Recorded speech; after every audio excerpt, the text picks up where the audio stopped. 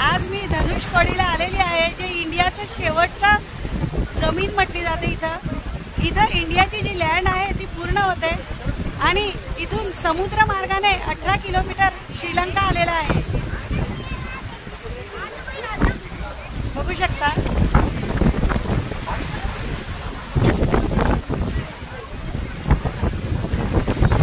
आणि इथूनच श्री राम भगवाननी राम सेतू बनवलेला होता. खूप सुंदर स्थान आहे हे.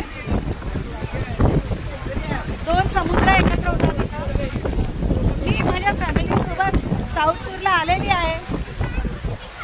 तिरुपती बालाजी केलं, त्यानंतर श्री लक्ष्मी मंदिर केलं जे सोन्याचं आहे.